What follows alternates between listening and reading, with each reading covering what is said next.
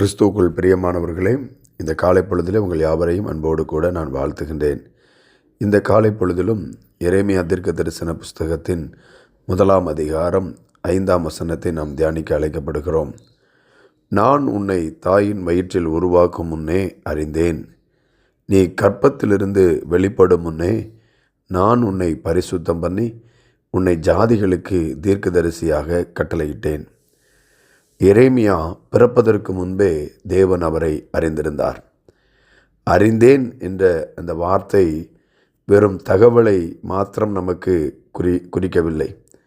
அது அன்பு, உறவு, நோக்கம் ஆகியவற்றை வெளிப்படுத்துகிறது. இன்றைக்கு மனிதர்கள் உங்களை புரிந்து கொள்ளாமல் இருக்கலாம். உலகம் உங்களை வித்தியாசமாக வேறு விதமாக மதிப்பீடு செய்யலாம். ஆனால் தேவன் உங்களை உருவாக்கும் முன்பே உங்களை அன்போடு கூட அறிந்திருக்கிறார். உலகம் உங்களை யார் என்று கேட்கும். தேவன் நான் உங்களை அறிவேன் என்று கூறுகிறார். 2வது, தேவன் உங்களை ஒரு நோக்கத்திற்காக பிரித்திருக்கிறார். Set apart by God. நான் உன்னை பரிசுத்தம் பண்ணினேன் என்பது தேவன் ஒரு விசேஷ பணிக்காக அவரை தனியே பிரித்தார் என்பதை குறிக்கிறது. பரிசுத்தம் என்பது பாவத்தை விட்டு விலகுவது மாத்திரமல்ல, தேவனுடைய நோக்கத்திற்காக ஒதுக்கப்படுவது, பிரிக்கப்படுவது என்பதை குறிக்கும். நம்முடைய வாழ்க்கை சம்பளத்திற்காக மட்டுமல்ல, தேவனுடைய அழைப்பிற்காகவும் தேவனுக்காக வாழ்வதற்காகவும் தேவனை மகிமைப்படுத்துவதற்காகவும் என்பதை நாம் உணர்ந்து கொள்ள வேண்டும். உங்களுடைய பிறப்பு அல்லது உங்களுடைய வாழ்க்கை ஒரு ஆக்சிடென்டல் அல்ல, ஒரு விபத்து அல்ல. அது தேவனுடைய திட்டம் என்று பார்க்கிறோம். 3வது, தேவன் நம்மை அனுப்புகிறார். Sent with a mission.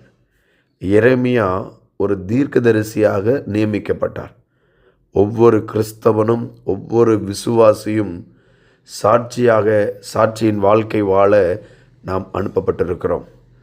நாம் இருக்கின்ற நம்முடைய குடும்பம், நம்முடைய கல்லூரி, நம்முடைய வேலை பார்க்கின்ற பணியிடம், நம்முடைய சமுதாயம், இவை அனைத்தும் தேவன் நமக்கு தந்திருக்கின்ற நம்முடைய பணித்தலங்கள், அதாவது ஊழிய ஸ்தலங்கள்.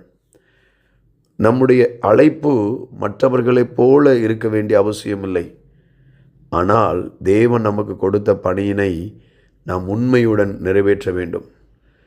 தேவன் உங்களை படைத்தது ஏதோ சாதாரணமாக வாழ்வதற்காக மட்டுமல்ல, தேவனுக்காக மிகப்பெரிய தாக்கத்தை ஏற்படுத்துவதற்காக. ஆக இந்த காலை பொழுதிலே தேவன் நம்மை முன்கூட்டியே அறிந்திருக்கிறார். தேவன் ஒரு நோக்கத்திற்காக நம்மை பிரித்திருக்கிறார். தேவன் நம்மை இந்த உலகத்திற்குள்ளாக அனுப்புகிறார். அதே சிந்தையோடு கூட தேவ சமூகத்தில் நம்மை அர்ப்பணிப்போம். அன்பின் பிதாவே, எங்களை உருவாக்கும் முன்பே எங்களை நன்றாக அறிந்திருக்கிறவரை, எங்கள் வாழ்க்கைக்கான உமது நோக்கத்தை உணர்ந்து வாழும் கிருபையை எங்களுக்கு தாரும்.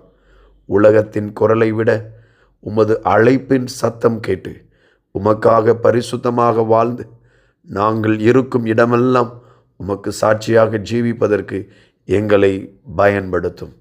இயேசு கிறிஸ்துவின் நாமத்தில் ஜெபிக்கிறோம் நல்ல பிதாவே. ஆமேன், ஆமேன்.